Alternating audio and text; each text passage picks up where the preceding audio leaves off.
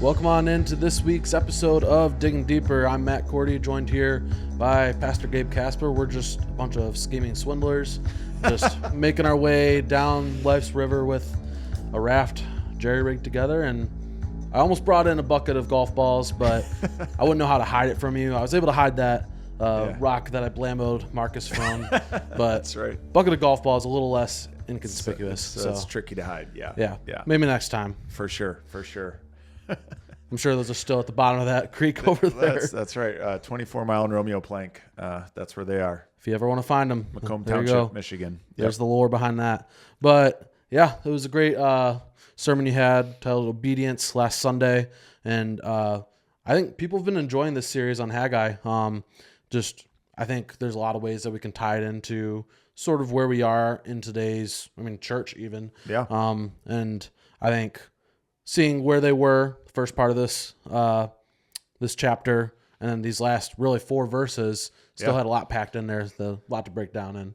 So 100%. I don't know if you have any overall comments on the sermon series. It's been funny. Full disclosure, have never preached on Haggai before. Mm-hmm. It's kind of he's like the hipster prophet, like you probably probably haven't heard of him. I know you would think, but he is. And I'm really liking it. Like it's a simple book. It's a very short book. Mm-hmm. It's a very simple message. It's very pointed. But I think I'm finding in Pastor Marcus's message last week, and then even as I prepped for this past week, his message, like just a lot that I think speaks to our current moment as Christians and in the church and in our world right now. So yeah, I'm digging it. I think another question I forgot to ask Pastor Marcus last week, but who is the author of Haggai? Is it Haggai himself? Is it someone writing about him? So tradition would say it's Haggai himself. Okay. We would concur with that at ULC. Both Pastor Marcus and I, there is some argument because it is a little bit different in that, a lot of, prophetic literature is poetic in nature, right? Like it's and so that seems to be like, okay, so Isaiah is writing this way and sort of this poetry that he's kind of laying out. Whereas Haggai is just prose, and it refers to Haggai in the third person. Yeah, and that's why I asked. So it's like, is he writing about himself? Is someone else writing about him? But again, pretty ancient tradition would hold that Haggai himself is putting this down in the same way that like 1 Samuel is written by Samuel, in which he writes about his own life and refers to himself in the third person. So yeah, that's the general accepted thing, at least in our circles. And even within that, we haven't gotten a lot of Haggai's message outright. Correct. Either. Yeah. Well, and that is the funny thing about this book is you kind of don't. It's just like these short little sayings where he's like, hey, God says to start building, it's not these big drawn out things, but the nice thing is he's a contemporary. There were 2 prophets at this time. He's a contemporary of Zechariah. I don't know if Marcus talked about that last week at all, because I didn't listen. Okay. But I listened to the sermon, not to digging deeper. But Zechariah is a contemporary prophet of his, and Zechariah is much more sort of the poetic. So there's a way in which you kind of have like Haggai, sort of the pragmatist, like let's just get this stuff done, and Zechariah is sort of God's using him to do a more sort of poetic prophecy during the same time. Yeah, no, I think that's great context there. So besides the raft intro, you also brought up David Brooks and what he calls the second mountain. Yeah, how there's that first mountain that I feel like in a lot of sermons we talk about here at ULC where we're sort of just, that success we're trying to climb. Yeah, but get to the summit and not really what you're looking for. There. That second mountain, on the other hand, you actually do have, you talk about like the good life or the adventure that comes along with that. And you have some other notes here that didn't make it into your sermon. Yeah. And I think maybe I want to speak to 2 of those things, because we do talk about this idea of, I don't use the first mountain every time, but I do talk about the idea of like pursuing success, or your version of the American dream is probably a word I use like every other sermon, and on the one hand, I wrestle with kind of how often that is my target of scorn on the front end of things. Right. And so I feel like, man, am I just sort of repeating myself? But if I'm just honest with you, Matt, like I do that because like I think it is a unique idol, not only to the American context, but to the Ann Arbor context in particular, where I think we're a very high achieving city. We just are. And people here are very educated. People here work very hard, very successful. And again, as I often say, those things are all like good things within their proper place. But so often we find ourselves so bound up in them that we think all of our life hinges on this first mountain. And it's the testimony of scripture and experience that like, dude, that is just not how to build a good life. Yeah. And so that's what I'm constantly trying to expose in my preaching. And so I try to get at it in a billion different ways. But I mean, you're right to note, we do talk about it a lot, but just because I think it's prevalent. So at any rate, so then I argued for folks like, hey, so pursue the second mountain, which is more this idea of saying like, hey, it's not about what I can get. It's not about me grasping and climbing. It's about me giving and giving of myself to those in need and seeking a life of service and seeking to be bound to something greater and bigger than myself. Right. And that, Brooks says your first mountain you're conquered by your second mountain. Right. And it's this sort of loss of ego and this becoming a person who puts sort of service above self. Right. And kind of leaning into that sort of life. But I say, okay, so you do that. And I say that Brooks argues this, and I agree with him, that is the path to, we might say, what I use the language of, a life of adventure or the good life, a life of deep meaning and a life of deep joy. And a clarification that I ended up cutting out is like, when I say like the good life or a life of meaning or adventure, is like, I always want to be clear, like, I'm not trying to, there's not a prosperity gospel. This is not a your best life now sort of Joel Osteen type nonsense. So I'm not talking about like, hey, if you do this, you're going to get the spouse of your dreams, or your finances are going to work out great, or you're going to get every degree you wanted, or you're never going to get sick, or any sort of nonsense like that. I'm just saying, if you aim towards the kingdom of God, man, you are leaning into who you're made to be. You're leaning into what you're meant to live for. And that inherently, exactly what that looks like. I mean, in some cases that means martyrdom. Okay. Right. Exactly what that looks like, I don't know, but you're leaning into who you're made to be. You're leaning into what you're created to do. And so that to me is the best foundation to build your life on, if that makes sense. Yeah. No, I think that makes a lot of sense. So you mentioned that you're a snarky millennial in the sermon. I don't think anyone disagrees. I think I said jaded for the record. Well, I know I said jaded. Yeah. But there's the snark. There's the snark. Yeah, it came around eventually. But speaking along those lines, you have something here from Mark Zuckerberg, which is actually a letter that he wrote back in 2017. Give us some of the context about what he's talking about when he says, are we building the world we all want? Yeah, so this is back in 2017. So you'll recall this is post the 2016 election, which, has everyone like, what happened? Like, this is crazy. People don't really know what's going on. And so, fingers kind of start getting pointed at social media, and fairly, unfairly, I'm not really that interested in sorting that out for this podcast. And so Zuckerberg writes this letter to the Facebook community. And the reason why I was maybe going to quote this is what he says. Let me read it. He says, to our community, on our journey to connect the world, we often discuss products we're building and updates on our business. Today, I want to focus on the most important question of all. Are we building the world we all want? And to me, the reason why I was possibly going to use this quote, and I may still sneak it into another sermon later, so brace yourself. But what an interesting question. Yeah. Are we the most important, for Mark Zuckerberg, the most important question of all is, are we building the world we all want? So notice what he's assuming. He is assuming that we build the world. Not that there is a world that we might inhabit rightly, but we are the beginning and end. We are the creators. We are the ones who determine what we're creating. And I think that's somewhat indicative of a sort of default, in the words of Charles Taylor, social imaginary, just sort of our functional way of thinking about the world, that we sort of create our own existence. This is sort of, and this is ancient philosophy. This is Protagoras, who sort of famously said, man is the measure of all things. And so there's this capacity in us as humans to think that we are the creators of the world, and then to build our lives with myself as the center and myself as the creator. And I think Zuckerberg, if I were to ask him that, I don't know that he'd say that's exactly what he was saying, but it's just telling to me that in his way of sort of navigating some of the controversy he found himself in was like, well, we can just build what we want, as opposed to we should learn to inhabit what exists, what God's created, and build our lives on that which is, rather than think we're the beginning and end of all things. Yeah, just a different point of view and really lens that he's looking at the world through there. Yeah, I think is interesting. And he, in that letter, goes on to talk about how do you build supportive communities, a safe community, informed, civically engaged and inclusive communities. But once again, going back to that point, he's talking about how are we doing that? And right. Yeah. And of course, there's a way in which, in this letter, and I'm kind of picking on him, right? Because he's getting at,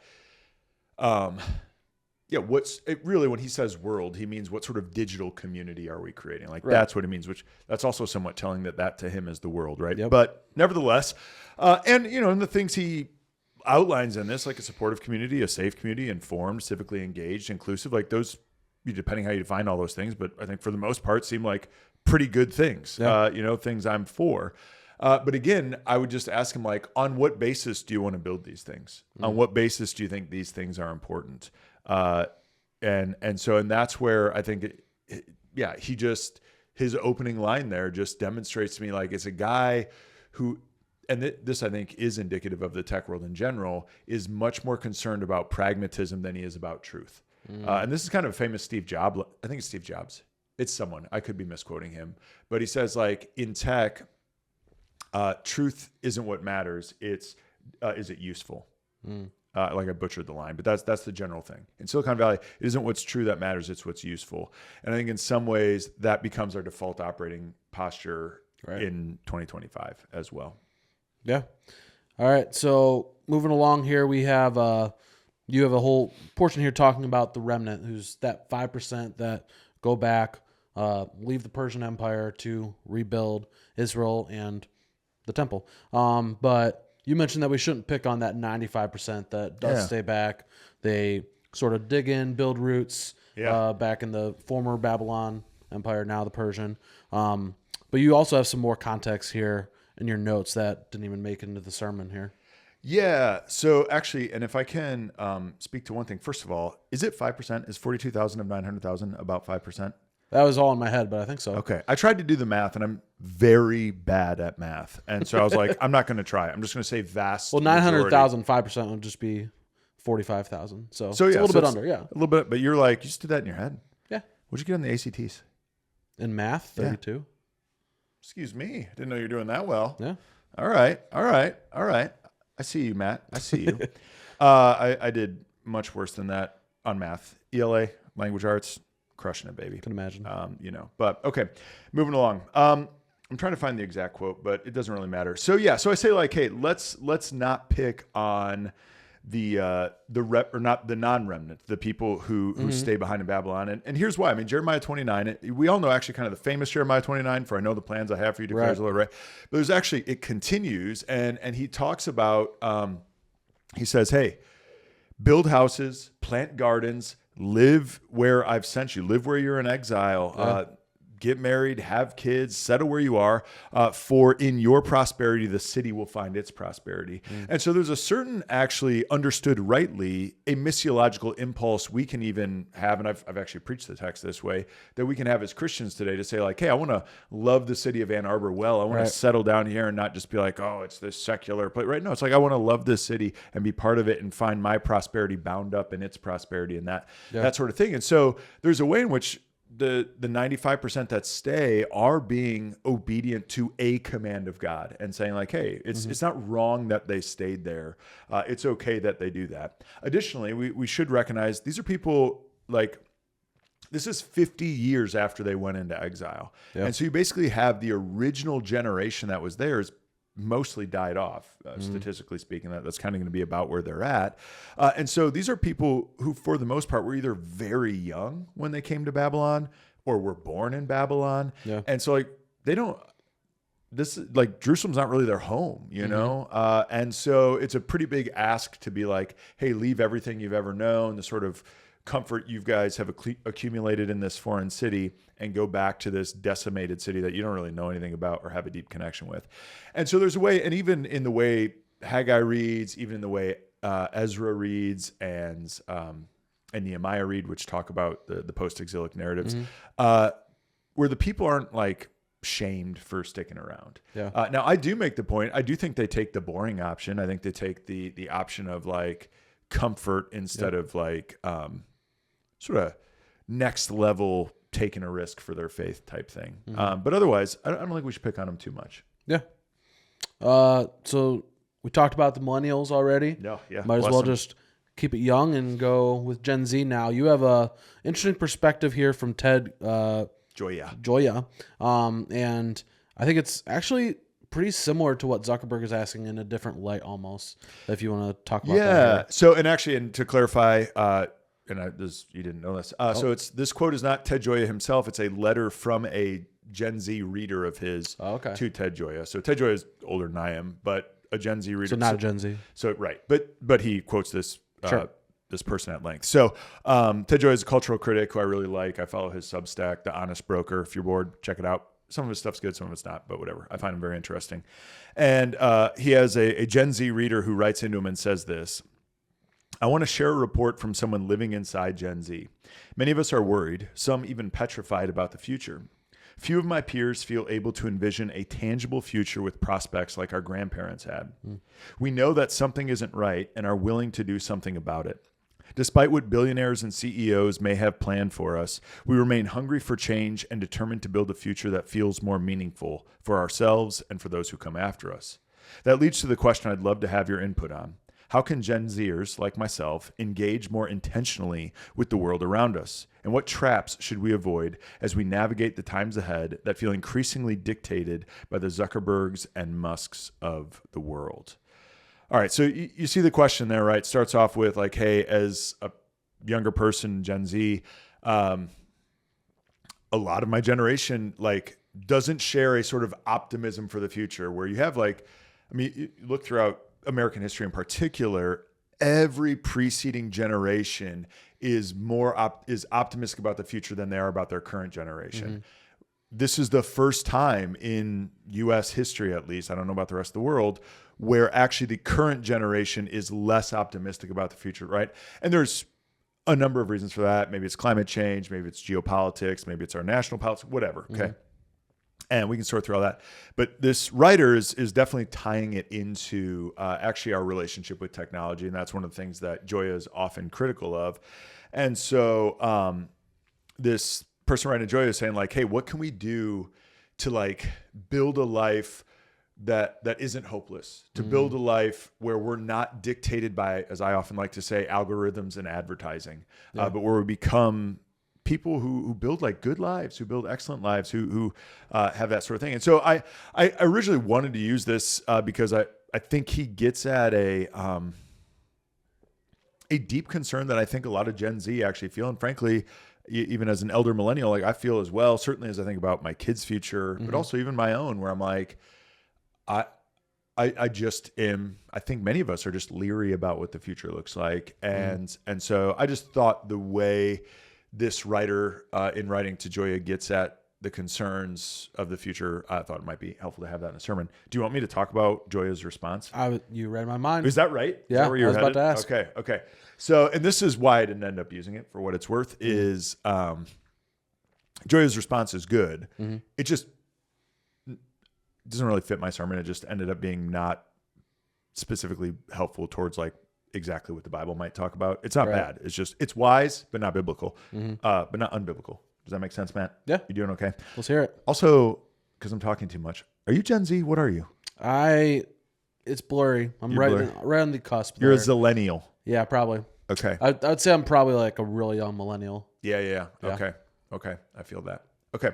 All right. So these are the things he says to like build a good future. Ready? One, cultivate time away from screens, which I'm a big fan of, right? So he says, hey, like, and it's cultivate time away from screens. So it's like you're intentionally carving out time and you're building that into your life so that you don't live dependent on screens.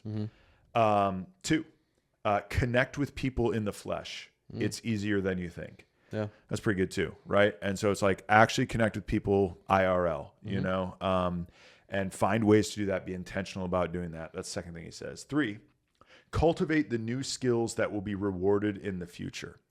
Now, what he means by that, and he's pretty clear, he's like, this is not like learn to code. He's like, listen, AI may take a lot of that from us. He's like, he's talking about, and this is what he lays out, dealing with people compassionately, paying attention to what's happening around you, undertaking tasks with care and personal commitment, nurturing your moral compass, accepting responsibility and doing the right thing, exercising wise judgment based on good values, demonstrating a strong character that inspires trust. No app will do that for you.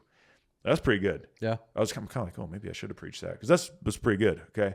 Next thing he says is seek out connections with places, nurturing your love of the natural world. So he's also like, hey, actually connect with the creative world, step outside. And I think there's a lot of wisdom to this too. If I go back to the Zuckerberg thing and the sort of Protagoras line that he leans into unknowingly of the idea of man as the measure of all things, this is what can happen is like, I can become hubristic based on what I compare myself to. Yeah. Right. And so I don't know if I compare myself to some pastor who I think I do the job better than, I can feel pretty good about myself. Right. But if I compare myself to like Tim Keller, like what am I? I don't even know how to speak. Right. So it's like, okay. And in the same way, if we stay just around man-made structures, just around civilization and don't connect with the natural world, we can start thinking what we make is pretty awesome. And then you like look at a tree and are like, oh, dang, we're not even close to doing awesome. Right. Like there's a way in which the natural world, even the most simple aspects of it, inspire awe in us that takes us outside of ourselves. So that's pretty good. And then he says, you can still use the internet, but do it purposefully, not as someone else's pawn. I think this is big too, right? Shift your role from being used by the internet to using the internet, right? And then finally, his last piece of advice is encourage others to join you on this journey. Share the gospel, you know?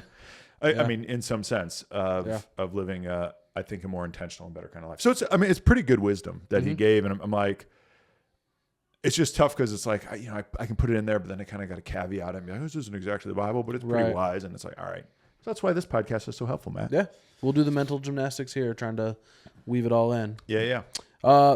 Next, we got a note here about Zerubbabel. Quick note. Yeah. That was the name of my roommate in college and mine plant. We had a house plant named Zerubbabel. So really? Yeah. Was it named after this very Zerubbabel? No, another one. You know another one? Nope, the one and only that I know of anyways. Okay. So, yes, it was named after this one. More so, we just like the name. It's a good name. Yeah. It's a good name. He also has some significance besides having a fun name. Yeah. He is part of Jesus' ancestry. And I know that didn't make the cut for this sermon, but what's the significance of that? Yeah. So, so he's a descendant of King David. And I know Pastor Marcus mentioned that in his sermon a couple of weeks ago. But then, by implication, what that means is he is then also an ancestor of Jesus, the Messiah. Yeah. And his name is listed, Matthew 1:12-13. And it's, I like to sometimes throw those little, what I would maybe call Bible trivia things in a sermon for two reasons. One is like, it's just kind of fun to know these things and just, I think helps kind of keep people's attention, like just little nuggets like that. Okay. So there's like a rhetorical reason for it. But then the non-rhetorical reason, and really I think the deeper reason why I kind of wish I could have snuck this in, is like the insane consistency of the Bible. Like, I mean, we're talking about like Haggai is 520 years before Christ. And you like this lineage that Matthew draws on 550 years later when he's writing about Christ, is amazing. It's amazing. Yeah. And so I think like that's just cool. And it also ties into, I think, an important hermeneutic for us as Christians is that everything in the Bible ultimately points to Jesus. And so even like this seemingly random governor of Jerusalem, when they're rebuilding the temple post-exilic period, he points to Jesus because he's Jesus' great grandfather, Right. I don't know if it's exactly that, so just chill out. Okay. But, like it's cool. Yeah. And so I just kind of wanted to tap into that, but alas, I did not have time. No, the interconnectivity, you can find that in so many different ways. So I think that's a cool note to touch on here. Yeah. All right. I know you're dying to talk about this. You talked about John Van Duysen's new album, As Long As I Am in the Tent of This Body, I'll Make a Joyful Noise, Part 1. Part 2 might be coming later. Who knows? Might even talk about that here. But give us a little bit more context beyond what you already gave on Sunday. Yeah, so I had this big thing where I was going to give you all his whole bio because I think it's kind of interesting. So you get it now. So I think he's actually about my age, but he's this guy who grew up in the Pacific Northwest, and he ended up becoming sort of pretty early on critically acclaimed as a musician. He was part of an indie band called The Lonely Forest. And they opened for I can't even remember, but like think of your big Death Cab for Cutie, like your sort of big indie bands of the early 2000s, like they would tour with them. Yeah. And so the Lonely Force was kind of on the come up, and he was the front man for it, very gifted musician. They were named NPR's Best New Artist in 2011.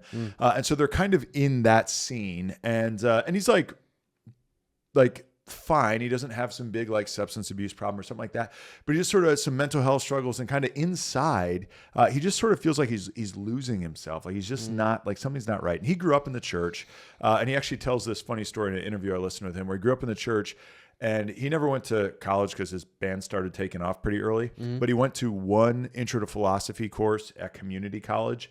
And that was enough for him to be like, there isn't God anymore, which, if you know me, like, and my intellectual pursuits just hurts my heart so much, because I'm like, oh, come on, why?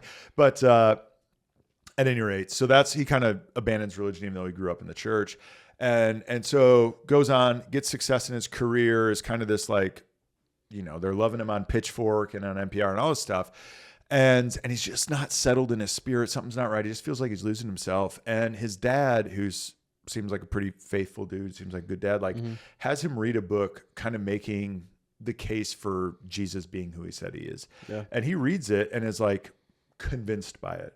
But even in this interview I listened to with him, he's like, yeah, I think it's true, but it doesn't actually like transform him much. It's just a sort of like intellectual assent to this sort of thing. And then he just starts praying, and he's just like, God, like, if this is actually true, if Jesus is who he says he is, would you just like start changing my life? Yeah. And he says, like, kind of from starting making that prayer part of his life really does start to change. And he finds like, and it's not like a miracle for him. It's not like something, I mean, maybe it's miraculous, but it's not instantaneous. It's like his marriage gets better, and he gets some of the help he needs for some of his mental health stuff. And things just start to get better, and he just grows in his faith so much. And that's like really kind of the story. And so he ends up leaving the Lonely Forest, not because like they're, bad or anything. It's just like his focus just becomes different, and he just wants to worship God more. And so he becomes like a worship leader in his local church. He starts another band during COVID that's like a sort of fun rock band with his buds. And he actually, though, throughout this whole time, is the frontman for a hardcore punk band called Buffet, which is actually my favorite band of his. So if you're bored, check them out. Very good. And he's still making music with them as well. But he just kind of slows his life down and does these solo projects that are much more devotional and worshipful. And he still, though, wrestles with a lot of mental health stuff. And so even in making this album, he's pretty explicit about that, where he has this sort of, well, maybe can I read this quote? Go ahead. Okay. So this is part of the essay that I didn't read in the sermon, but he says, he makes this album born out of an inner pull to just finally die, a feeling that teeters between heavenly ache and depressed fight or flight. I don't know. Maybe it's a landmark work. Maybe it will be forgotten about, but it doesn't matter in the end, because I've done the very best I could, and I've surrendered it to my maker. I feel a sense of joy surging from him as he looks at me. I get the impression he likes it, even though it's not the best he's heard. And honestly, that's all I could ever ask for. And so I think there's two things that I like about this little part of his essay. I mean, on the one hand, he's very honest about like, he has this like desire to die, which is pretty dark, and he recognizes that, but he's also like, I don't know, maybe I just really want to be with Jesus. And so there's a certain, I appreciate his struggle and the nuance of that.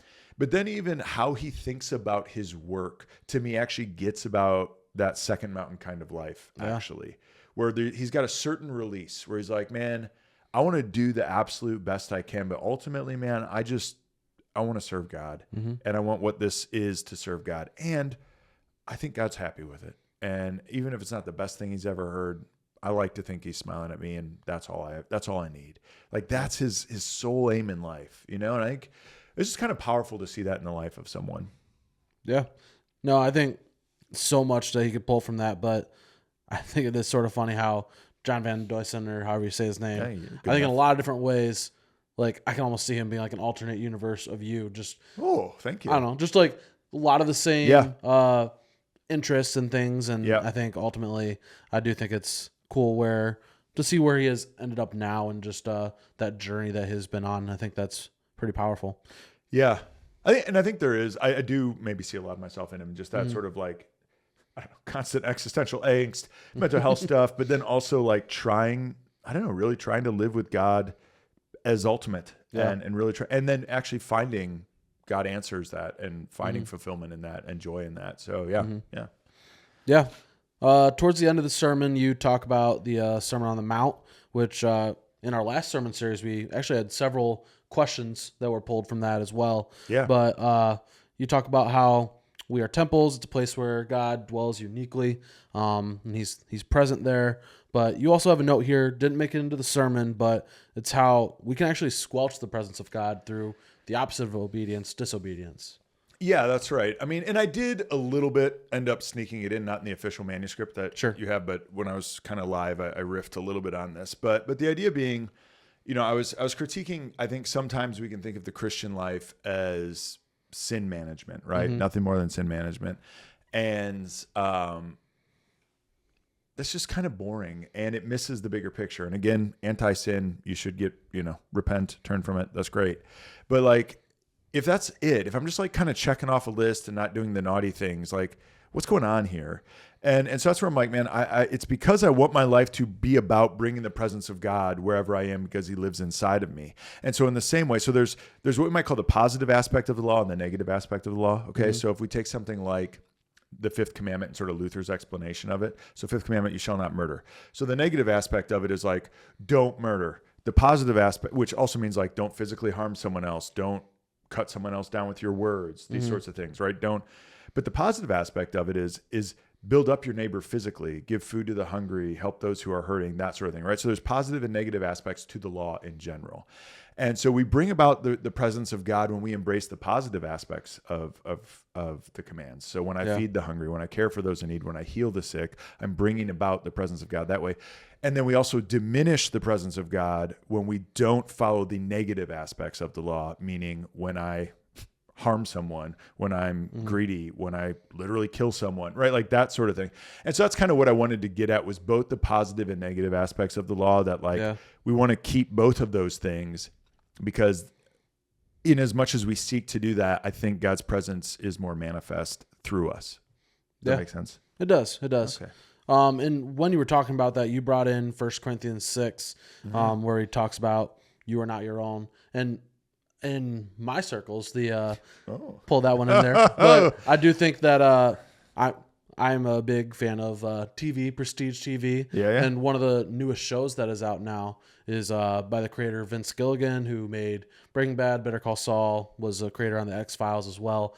But the new show Pluribus just came out. Yes. And that piqued my ear really, just because there's a situation in there. I don't want to spoil for anyone, but it talks about sort of like a different entity talking to a human saying your life is your own. And I just think that coming from this hive mind that is talking to this protagonist, sort of talking about, I don't know, it just sort of contradicting the you are not your own, like from the Christian mindset, but then sort of in our lives today, like you're like, my life is my own. Like that's not something you necessarily want to hear just in today's world. So I don't know. Don't really have to talk about that a ton, but no, I love it. It's something that like just sort of made me think of that. Yeah. One, I want to see that show because it's the gal from Better Call Saul, right? Yeah. Ray Seaborn. Yeah. She's awesome. So I do want to see Very it. But good. Two is, I mean, I think that message of you are not your own from 1 Corinthians 6 is like grates against modern sensibilities so much. I mean, I'm even uncomfortable like just thinking that way, which is bad because I'm a Christian and a pastor, but it is like, it grates so much against modern sensibilities to say, I'm not my own. I was bought at a price. I need to honor God. I owe my life to God. Right. I owe everything to God. I do not get to do what I want. I am to obey Him. That is just true. And actually, when you say it that bluntly, it's startling. But again, if we can realize that God is creator, God is present in us, God is the one who designed us, who knows who we are, when we actually live into that, when we actually trust, if we trust that God is good and that God is love and that God is truth, and we actually then live into that reality, God's will for my life is better than mine. Fact. It just is. And so if I can learn to trust that and learn to believe that God's will for my life is better than mine, even when I don't get it, even when it doesn't make sense to me, even, like that, I think is where the hope and the beauty is found. And that's, I mean, and then, because it's funny, the converse of that. I mean, you share that line from the show. I mean, if you're familiar with like the Church of Satan, like Satanism, like their primary line is "Do what thou wilt." Do what thou wilt. Do whatever you want. That's the line of the Satanist. Yeah. Right. And so, and that's because Satanism, of course, is a parasitic religion. It's not really even religious, parasitic religion, and it has to then contradict the idea of obedience to God, right? And so, what's the ultimate way to do that? Do what thou wilt. And I'm like, yeah, that sounds like Satan. And so you are not your own is actually God, and obeying God is actually where life is found. Yeah. All right. So as we begin to wrap up this segment, I mean, we got to check in with your boy Soren Kierkegaard. Gang. He was in the sermon, but wait, there's more. In the sermon, talked about how we as Christians were scheming swindlers, trying to find ways to just turn what Jesus says into what we want, essentially. And you have another quote here about how God loves obedience. Yeah. So Kierkegaard writes this in a collection of his kind of religious writings.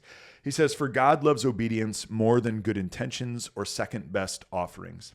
What the age needs is not a genius. It has had geniuses enough, but a martyr who, in order to teach men to obey, would himself be obedient unto death." I think that's true. And I think it's all the more true right now. In some ways, we live in the age of the genius, right? Who are the heroes of our world in some way? I mean, it depends who you are, but like it's the tech billionaires, it's the Silicon Valley elites, it's the, whatever. And, no doubt they're crazy smart. They can do all sorts. That's amazing.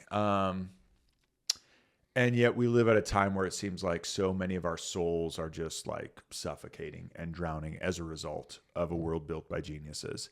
And that's where I think Kierkegaard's onto something here is actually the life that is truly life, is actually who we're meant to be, found not in just getting smarter and smarter and smarter, but actually found in sort of the humble, simple obedience to God's call in our life, to the cross, to following after Jesus.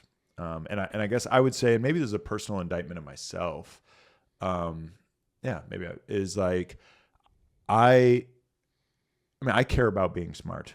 I'm a pastor in this community for a reason. I try to study and read as much as I can for a reason. I try to put together thoughtful sermons for a reason. And maybe of course I want to do my job well, but probably the more important thing is that I'm just obedient. It's probably not that important to be that smart. It's probably more important to be obedient.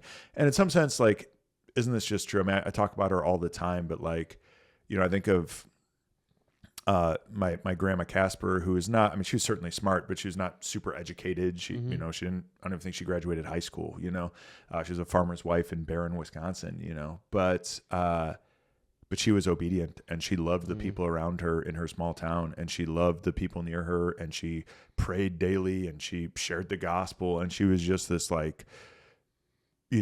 incredible woman of faith. And I'm like, yeah, that's probably a better legacy than just being some smart guy. And I'm like, okay, maybe pursue that instead. So yeah, that's it. Maybe the smarter you are, the more we can see that too. So let's hope. Yeah. Let's hope. Yeah. So that's all we have for this segment here. We'll have Amy and Nate on the other side talking about the song "Not My Own," done by our own Nate Zuellig. So cool little sneak peek there. But coming up next week, we're going to continue in this sermon series. It's going to be Pastor Marcus Lane preaching on greater glory. It's going to be the second chapter of Haggai, verses 1-9. So head there for any look ahead into next Sunday. But for now, thanks for joining us and putting up to us flapping our lips, as Pastor Gabe likes to say. We'll see you next week. Later, skaters. Hi, everyone. Hey. We're super excited to be able to talk to you this week.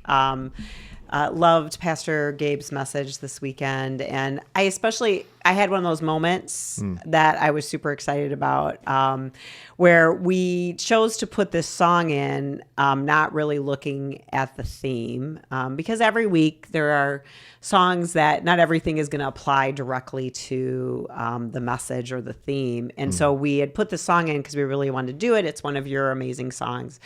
And we really wanted it in. And it was one of those God moments for me where I actually had the opportunity to just see how, what God's plans were. And so I loved the scripture that Pastor Gabe brought out, which was 1 Corinthians 6, verses 19 and 20. And it says, "Or do you not know that your body is a temple of the Holy Spirit within you, whom you have from God?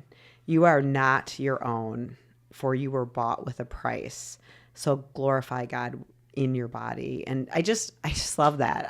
Because the song is actually called "Not My Own," and it's talking about how God is the hands, we are the clay, and He makes us. He casts our parts, and kind of calls us for certain roles in the church and in our lives. And it's really not ours to decide. It's ours. We've been giving these amazing gifts. And so this song was a gift to me. And this weekend, it was really so exciting. Yeah, I'm so glad. Yeah, and we were talking to the bridge, just to clarify, is "Make Awe My Song." Sounds like you're saying "Make All My Song." Doesn't make any sense. So yeah. So the bridge, just to be given everything as a thing of grace, should lead to a response to. It's not just I'm a big baby and God's gonna give me everything and I'm gonna blah blah sit there, But you have this song, and that the song is awe, and that everything that we've been given we can return back as worship. As a praise. Yeah. Yeah, a life of praise too, not just, like, okay, I can sing songs, but even using your gifts, like even right now, we're here, sharing, serving and sharing these gifts, and that God's pleased with that, and that this is part of what we return to Him and thanks. So, yeah. Yeah, I loved it. It was so good. You want to sing it? Yeah, let's do it. Okay, we're gonna sing the verse and chorus too, and the bridge.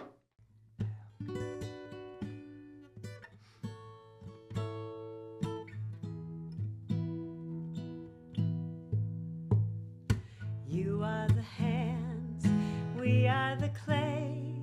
Come have your way, molding our hearts, casting the parts we each must play. This life's not my own. The kindness you've shown has chased me my whole life long. This life's not my own. The word that you've sown, you've showered and shine down on. Make all my song to you, my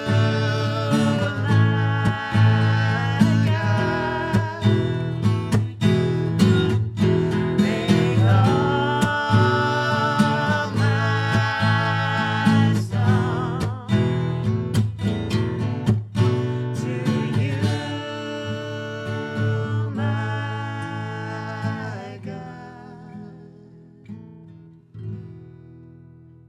Awesome. Thanks.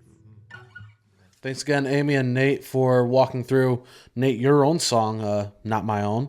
I do think that was pretty cool how weren't even planning on it fitting in with the Haggai verses there, but when Gabe pulled from 1 Corinthians, that really weaved in really well, and I liked hearing your guys' thoughts on that as well. But that's it for this episode of Digging Deeper. Next week, as I mentioned, it's going to be Greater Glory. Pastor Marcus will be back here in his own office in the green seat going through Haggai 2, 1 through 9. So make sure to check back in next Wednesday for our next episode. For now, have a great day and God bless.